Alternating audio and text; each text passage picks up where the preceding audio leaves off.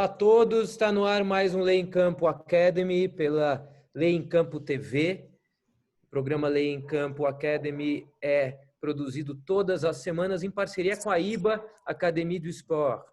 A cada semana nós conversamos, Daniele Maiolini, Roberto Barraco e eu, com um convidado que conheça muito de esporte e direito. E hoje nosso prazer é de receber a Beatriz Cheves, nossa amiga, para falar especificamente hoje sobre questões envolvendo o futebol feminino.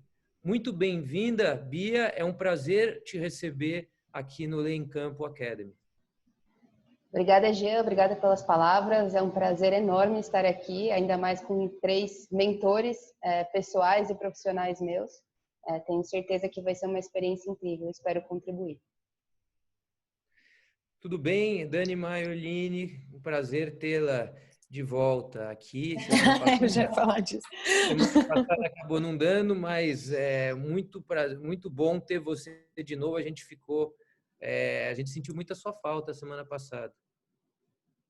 Recíproco. Foi uma baixa na escalação, mas considerando que o time dá conta de jogar às vezes com um a menos, eu tenho certeza que o conteúdo ficou incrível, como eu pude ver depois da repercussão. Queria agradecer a Bi por estar aqui presente. Já vou tomar a liberdade de chamar ela assim, porque é uma pessoa com quem eu divido grande parte dos meus dias. Tenho muita sorte de poder aprender muito com ela sobre esse assunto que ela vem para contribuir hoje e vários outros. Então, Bi, bem-vinda. A gente está ansioso para falar disso com você hoje. E você, Roberto, tudo bem? Passou uma boa semana? Gente. Agora de volta para São Paulo, passando um pouquinho mais de frio. Tava com saudade de todo mundo. E, bom, acho que além de agradecer, dar bom dia, eu vou fazer eco para as palavras do patrono do grupo de estudos lá da São Fran semana passada, para falar oi para a Bia, que ele basicamente falou que é super legal ter alguém com a gente que é uma inspiração, não só para a geração mais nova que é dela, como também para todo mundo que está no mercado pela dedicação e todo o bom trabalho que ela tem feito. Então, bem-vinda, Bia, vai ser um prazer aprender com você sobre o futebol feminino.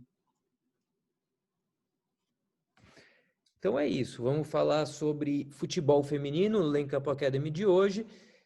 Para começo de conversa, Bia, eu queria que você falasse um pouco sobre as relações de trabalho no futebol feminino, tanto no Brasil quanto fora, nos principais mercados. Existem mais semelhanças ou mais diferenças com relação ao mercado do futebol masculino? Ótimo começo de conversa, Jean. A realidade do futebol feminino, ela é, ao mesmo tempo que a gente está falando da mesma modalidade que é do masculino, ela é uma realidade totalmente ímpar, uma realidade com particularidades, com um contexto histórico extremamente importante, diferente. Aqui no Brasil, a gente teve uma proibição na prática do futebol feminino que interrompeu toda a sua história, e tudo isso influencia e cria um mercado extremamente diferenciado, e isso influencia diretamente nas relações trabalhistas, contratuais, ou isso se a gente puder falar em contratuais, né? Hoje aqui no Brasil eu enxergo, né, 3 cenários, a gente conversa sobre isso, sobre 3 cenários. A gente tem atletas que não têm contrato, são atletas que têm apenas um vínculo federativo para participar de competições. A gente tem atletas que têm um contrato, mas é um vínculo não profissional, então aí a criatividade do advogado ela não tem limite. Então temos desde contrato de imagem, contrato de patrocínio, bolsa, auxílio custeio, enfim, diversas categorias, mas que não se enquadram como um contrato profissional, né, no aspecto legal. E temos também alguns times, alguns clubes que adotam a contratação profissional e aí com a possibilidade de divisão naquele 60-40 ou em outra proporção com contrato de imagem. Essa questão da profissionalização ela já é um tabu por si só no futebol feminino. Eu acho que a gente poderia fazer um encontro apenas sobre isso, mas não vou nem me alongar tanto, porque teria muito e muito para falar. A gente tem visto avanço aos poucos nessa questão da profissionalização, no número de times que adotam contratações profissionais. Só de 2019 para 2020 foi 62% no Campeonato Brasileiro na Série A1, por exemplo, de aumento na adoção de contratos profissionais com as atletas, mas ainda é uma realidade que não é uníssona. A gente ainda tem muitos contratos, muita ausência de contrato e muitos contratos amadores nesse cenário. Além disso, outra particularidade que é interessante para a nossa conversa, os contratos no futebol feminino aqui no Brasil e fora também, pelos dados divulgados pela FIFA, eles são contratos de curta duração. Eles não são contratos tão longos quanto a gente está acostumado a ver no masculino. Isso influencia diretamente na questão de transferência, na questão de indenização e também no mercado. É um mercado muito volátil, muito dinâmico, né? A gente tem atletas jogando uma temporada por um clube, na temporada seguinte jogando por outro clube totalmente diferente, com um projeto diferente, numa função diferente. E isso também influencia não só na estabilidade das atletas, como dos clubes, como da modalidade, e isso traz um traço diferenciado para o mercado do futebol feminino em relação ao masculino. Além disso, sem querer me alongar demais, outra dado interessante é que a gente tem um trabalho com a base que ainda está engatinhando, né? Um trabalho bem novo, que tem evoluído. Teve a questão da obrigatoriedade adotada pela Conmebol e reproduzida pela CBF, que os times masculinos tenham times femininos para participar das competições. Isso gerou trabalhos novos, times novos, até gigantes, clubes gigantes que não tinham elencos femininos, que estão começando agora, São Paulo, Palmeiras, o próprio Red Bull Bragantino, que vem com um projeto novo também. Então, é um mercado ainda em evolução, com muitas particularidades, um mercado dinâmico e bem diferente do masculino, né? Aproveitando a sua pergunta, totalmente com exceções, com particularidades próprias aí. Roberto, Dani, e agora batendo bola com vocês. Perguntas para a Bia. Acho que eu posso estrear aqui, primeiro agradecendo esse belo panorama e queria perguntar para a Bia em relação ao que ela acompanha de tratamento da modalidade a nível institucional e a nível institucional do próprio clube e a nível institucional no sentido de entidade de administração do desporto. Considerando que todas essas particularidades existem e que, ainda assim, a gente tem um sistema que muito recentemente foi obrigado, né, por conta dessa recente determinação de constituição dos times femininos, a abraçar o futebol feminino de uma maneira mais séria e profissional. Eu queria saber se, na opinião dela, essas entidades, tanto o clube, quando faz alguma parceria para ter um time de futebol feminino, quando ele absorve e cria o seu próprio time, quanto às entidades de administração do desporto, se ela tem visto essas particularidades serem atendidas e qual é a opinião dela em relação a esse tratamento, a nível de gestão do futebol, né? Ótima pergunta, Dani. Sobre os clubes, do ponto de vista dos clubes, eu acho que existem clubes mais tradicionais, né, com um projeto já mais longo, que estão aprimorando, né, esse projeto. Às vezes, alguns clubes a gente ouve falar, nossa, mas agora esse clube adotou contrato profissional para todas. Então, tem sim um avanço na parte dos clubes, projetos novos surgindo, alguns com parceria, outros com elencos próprios, projetos muito sérios surgindo, a gente vê pelos resultados mesmo, que alguns clubes que estão com times super novos tiveram resultados excelentes, lógico que agora interrompidos pela pandemia, mas que a gente já pode esperar elencos fortes, elencos competitivos, atletas de seleção brasileira repatriadas, algumas atletas que vieram de fora emprestadas, também para compor um elenco. Então, eu vejo sim uma atuação dos clubes no sentido de incentivar, é lógico que dentro das suas devidas proporções e sempre lembrando daquela questão da profissionalização e dos limites disso dentro dos próprios clubes, Da parte das federações e confederações, a gente também tem visto trabalhos excelentes. Destaco aqui da Federação Paulista, a Aline, fazendo um trabalho assim extremamente reconhecido, extremamente robusto, com criação de mais campeonatos de base, com incentivo, com uma voz ativa nesse sentido, a CBF também. E mesmo nesse âmbito da obrigação Conmebol, CBF, a gente tem aquela bela discussão sobre se esses são os impactos apenas positivos, apenas negativos, assim como qualquer incentivo via obrigação.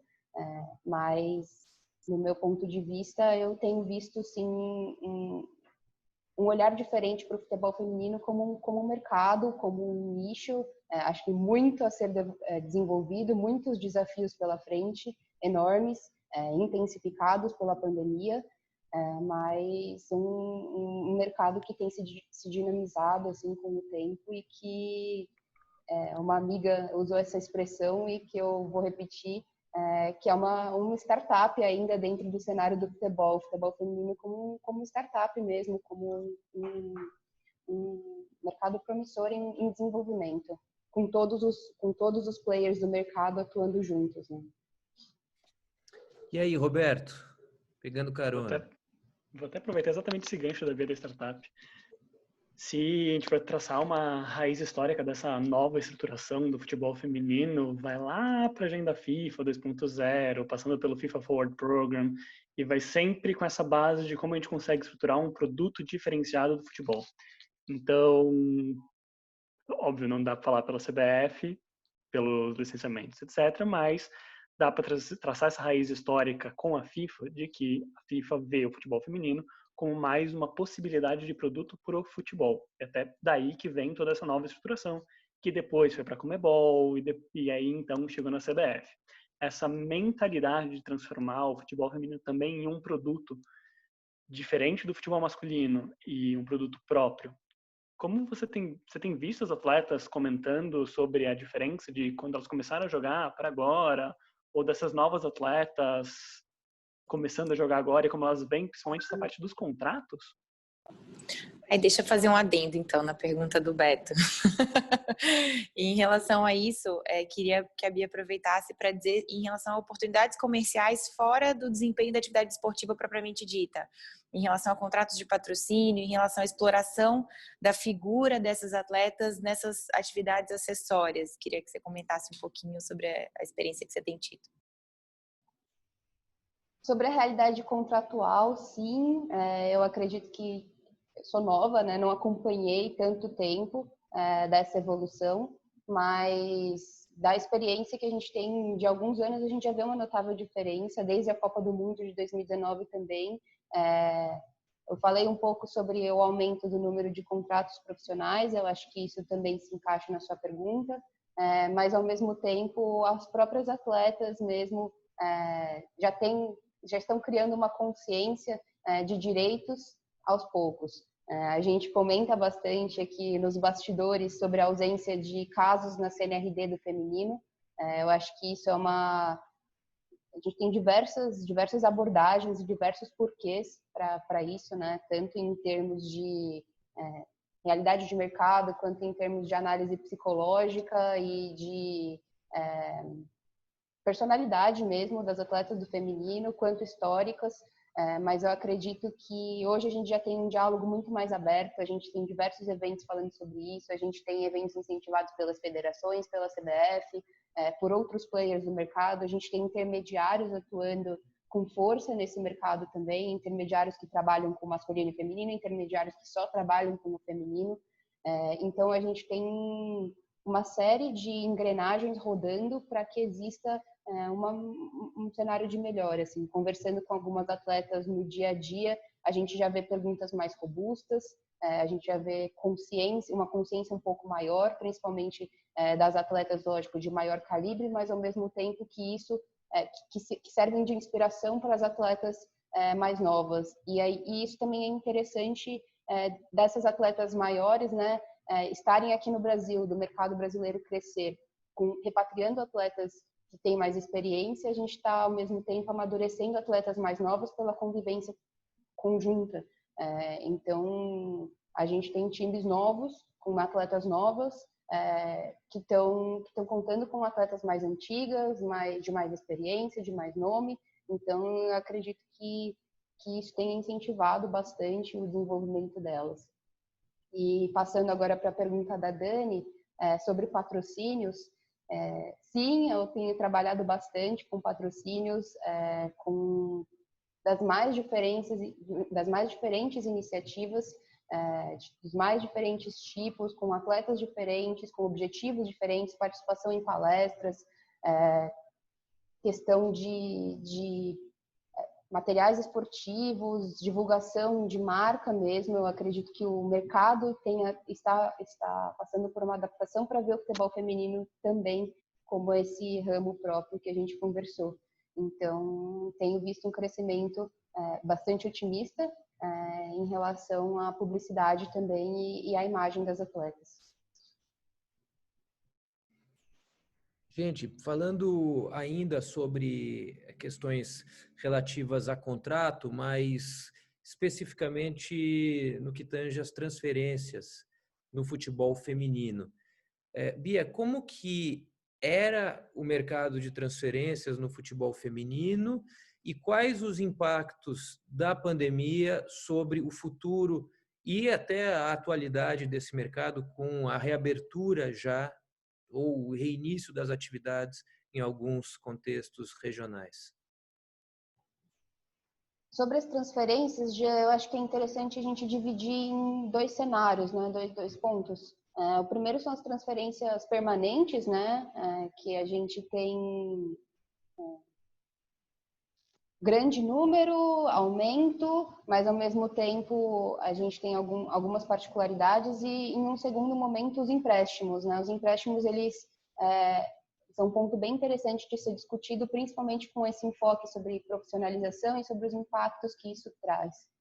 A FIFA divulgou, desde 2018, né? A FIFA ela tem dados sobre o mercado do futebol feminino também, a partir do momento que o TMS foi instaurado para as operações. Então, isso traz um pouco de uma base maior para a gente poder analisar esse cenário internacional. Além disso, a gente tem um cenário nacional que enfim, a gente não tem um controle tão preciso, mas que a gente pode abstrair algumas informações.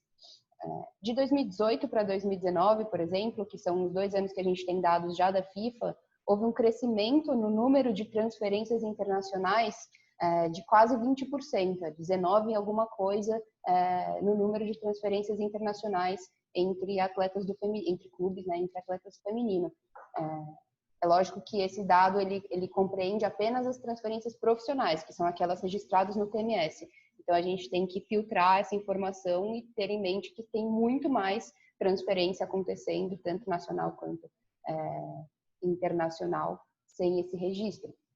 Além disso, existem outro dado interessante que foi divulgado pelo relatório é que essas transferências elas não envolveram um grande fluxo de dinheiro no primeiro momento, porque as atletas elas não tinham contrato antes, elas estavam out of contract, que eles usam de expressão. Então, ele não envolveu um valor de transferência pela quebra de um contrato antigo.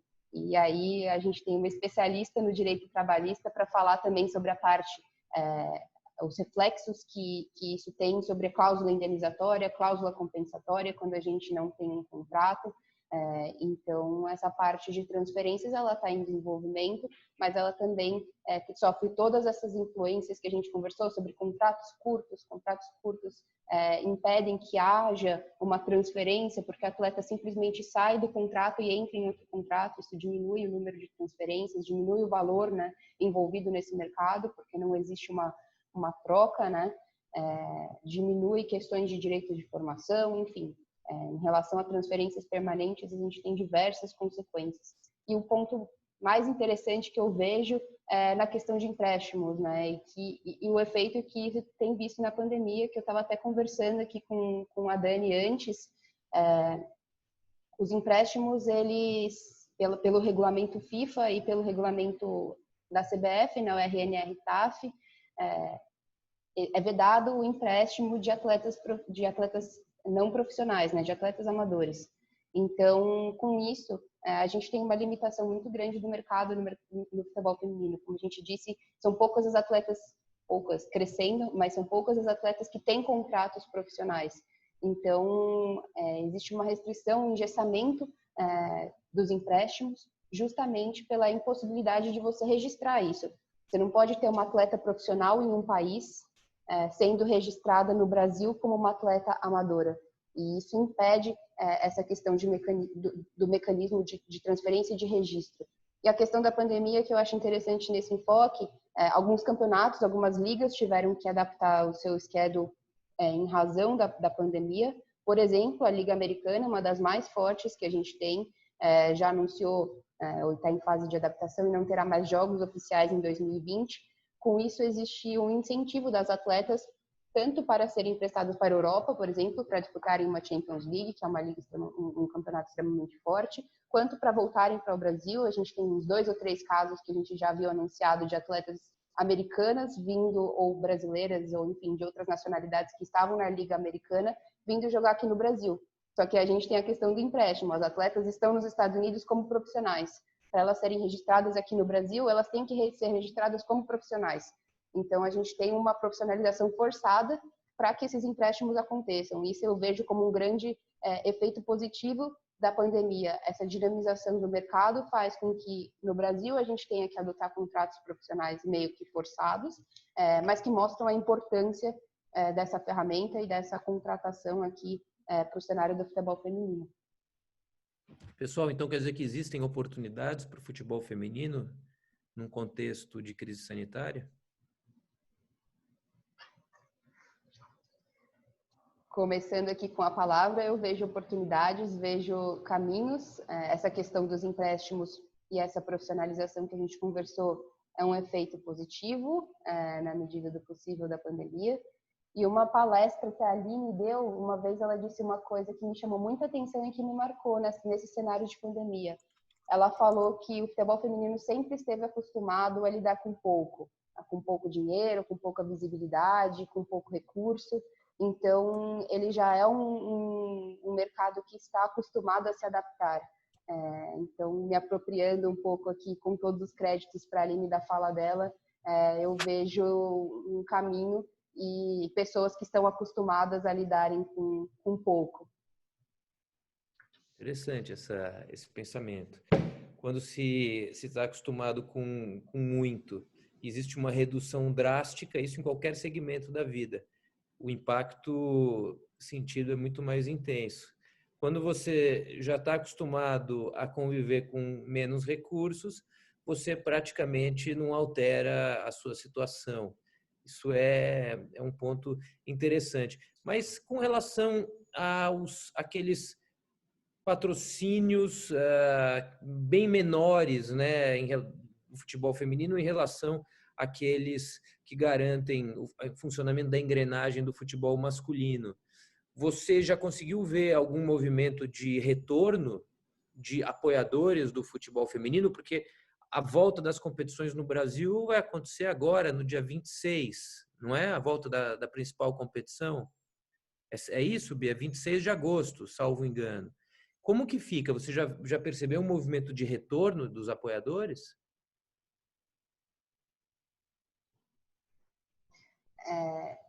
Eu não tenho certeza do dia preciso, mas sim é no final de agosto, comecinho de setembro, que retorna o Campeonato Brasileiro. E aí, Série A, Série A2, né? Então, eu vejo sim um retorno dos patrocinadores. É lógico que a gente não está falando nos volumes e nas verbas que a gente está acostumado a ver no masculino, mas dentro das proporções, sim. E isso também eu acredito que seja uma tarefa de todos nós, né? Eu entendo muito o mercado do futebol feminino como uma atuação conjunta de todas as partes. Então, a questão de visibilidade, aproveitando, a gente tem visto aí os exemplos, o quanto os campeonatos internacionais transmitidos estão atraindo de visibilidade nessa época de pandemia, o aumento, né? Acho que tem sido discutido bastante isso, o aumento de visibilidade, a questão também da MP, que está super em voga em questão de transmissão. Enfim, se o mercado se o Campeonato Brasileiro, se o mercado do futebol feminino encontrar a fórmula para monetizar isso e para atrair, engrenar, né, fazer essa roda girar, eu acredito que exista assim um cenário positivo e é uma possibilidade de melhora. E isso, vindo dessas craques que a gente está falando de fora, aumenta ainda mais a visibilidade. A gente tem atletas de fora, a gente tem atletas de seleção brasileira jogando aqui no Brasil, a gente tem um campeonato extremamente disputado. Antes a gente sofria um pouco com isso, times muito acima da média, e hoje um equilíbrio muito maior que faz com que o campeonato seja mais atraente ainda e coloca o Brasil num polo do futebol feminino também, não só do futebol masculino. E quanto aos patrocinadores, um produto bom, como a gente tenha falado, só sofre só se torna mais atrativo ainda para investidores e para patrocinadores, nesse caso. Então, pessoal, quer dizer que a MP do Flamengo, especificamente para o futebol feminino, é positiva?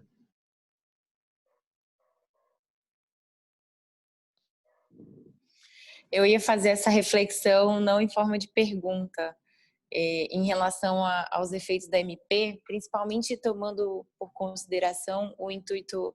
Eu até conversava com um grande amigo que está no departamento de marketing do Bahia, que é uma referência, o Lenin, já vou aproveitar para mandar um beijo então, já que eu citei. E ele falava sobre os planos do Bahia. Não estou dividindo nenhuma informação confidencial aqui, o próprio Belintani dividiu isso em outras oportunidades, no sentido de desenvolver, por exemplo, via aplicativos ou via outras formas de produção de conteúdo, essa criação de conteúdo específica para o extracampo, ou para algumas situações em que o torcedor possa ter acesso aos jogadores ou ao ambiente esportivo, ou esse tipo de produto, né, fora da produção de conteúdo do jogo mais especificamente. Eu acho que em relação ao jogo propriamente dito, é difícil que a gente tenha a substituição das grandes emissoras pelo know-how acumulado já até aqui, mas acho que a MP vem para jogar no colo dos clubes a possibilidade de comercializar também esse conteúdo acessório e de se especializar. E em relação ao futebol feminino, considerando que passou a haver um interesse muito grande na exploração de marketing desse conteúdo, no estilo de vida mesmo dessas atletas, existe uma afinidade entre o que elas são como mulheres e atletas e o que elas representam para outras mulheres. E eu acho que essa... E aí, pessoal, tudo bom? A gente teve uma interrupção regulamentar para poder hidratar os nossos participantes e agora a gente retoma de onde a gente parou para poder complementar aquela pergunta do Jean, no sentido de quais seriam os efeitos da MP 984 especificamente no futebol feminino. E para complementar o raciocínio, antes da nossa interrupção obrigatória aqui pela gravação, eu queria adicionar então que me parece uma grande oportunidade para que a gente permita, por meio da concessão da titularidade desse direito de produção de conteúdo dos jogos, do espetáculo desportivo por meio da MP, mas de tudo aquilo que vem de maneira acessória a ele, eu acredito que isso seja um produto em potencial especificamente ao futebol feminino, considerando que a gente tem já nesse nascedouro o potencial de marketing muito alavancado e andando lado a lado à transmissão de jogo propriamente dita. Existe um movimento muito grande de ebulição pelo fortalecimento dos direitos das mulheres, pelo fortalecimento desse estilo de vida e de empoderamento que o esporte representa no futebol feminino, né? Um estilo de vida de transgressão de barreiras, de ocupação de espaços que antes não eram ocupados antes. E eu acho que o conteúdo produzido nesse sentido, pode ser explorado economicamente pelos clubes e pode ser uma forma interessante de monetização, de veiculação, de publicização do futebol específico, do futebol feminino especificamente. Então, vejo com olhos de oportunidade, sim, essa chegada da MP nesse aspecto. É praticamente a rosa saindo do asfalto? Roda saindo do asfalto? Felipe. E complementando o que a Dani disse, até nessa questão de identidade mesmo e de transgressão de barreiras, já divulgaram, alguns veículos de mídia mesmo divulgaram que o público que atende ao futebol feminino é um público muito fiel, um clube muito presente mesmo. Então, isso também pode ser usado nesse sentido de oportunidade e também em relação à MP e aos novos caminhos da transmissão como uma forma de cativar ainda mais um mercado que já existe e que já se mostrou promissor. Pessoal, Dani, Roberto, as últimas de cada um, chegando ao final do nosso programa. Acho que eu posso estrear aqui, aproveitando que a gente entrou um pouquinho nesse cenário que a Bia mencionou de efeitos pandêmicos, né, de efeitos que essa fratura que a pandemia trouxe. E eu queria que ela fizesse algumas considerações sobre o que ela vê de consequências que a gente vem tendo especificamente em relação ao futebol feminino. Eu sei que ela mencionou que é um futebol, um mercado que já está muito habituado a se reformular e se reorganizar. E eu queria que ela explorasse um pouquinho melhor, então, essa situação de hoje. Sobre desafios, Dani, do corona, a gente abordou um pouco uma luz no fim do túnel, né? Um possível efeito positivo com a questão de empréstimos, de profissionalização. Um desafio muito grande que eu vejo foi essa questão de repasse que a gente teve. A gente teve repasse CBF, a gente teve repasse FIFA, Conmebol, enfim, para clubes. CBF, a gente ganhou um pouco mais de visibilidade essa questão de times que receberam um repasse, receberam verbas, mas que desviaram, né, esses valores para outras atividades, seja estrutura, seja o próprio elenco masculino. Então, um desafio que eu vejo é catalisar esses esforços para o lugar certo, né, direcioná-los para a finalidade. Muitas atletas fizeram denúncias no Comitê de Ética da CBF porque não receberam os seus salários, não receberam qualquer forma de auxílio ou qualquer porção desse repasse que foi feito com a finalidade de assessorar o futebol feminino, de permitir a sua sustentabilidade. Então, um desafio que eu vejo já bem patente é manter o mercado, é manter o crescimento, né, a alavancagem que a gente tinha visto. Além disso, como prevenir que a crise financeira que a gente tem ouvido falar tanto, que a gente tem visto tanto nos clubes, tantas dívidas, tantos problemas financeiros, eu acho que a economia como um todo sente, o futebol sente ainda mais, como prevenir que isso também desemboque, como deixa o futebol feminino em mais segundo plano do que ele já viveu ao longo da sua história. Então, como contornar, como fazer desse mercado próprio, ter as suas fontes próprias, ter os seus recursos próprios, ter a sua gestão própria, ter os seus funcionários, os seus atletas, as suas atenções próprias. Então, o maior desafio que eu vejo, além dessa questão contratual, de profissionalização, de injeção de recursos, é a sustentabilidade mesmo e como manter esse crescimento que a gente vinha observando nos últimos anos. Legal, Bia. E você, Roberto, a última para fechar com chave de ouro. Vou quebrar um pouquinho até a nossa linha de conversa e vai ser mais um ponto que reflexivo o pessoal em casa para perguntar para Bia. Bia, uma curiosidade minha, até conversando com o pessoal que atua mais no futebol masculino ou que atua mais no futebol feminino ou alguns que atuam mais no futsal, sempre tem uma diferença do contexto no papel do advogado. E minha pergunta para você é: como que você vê o papel do advogado no futebol feminino?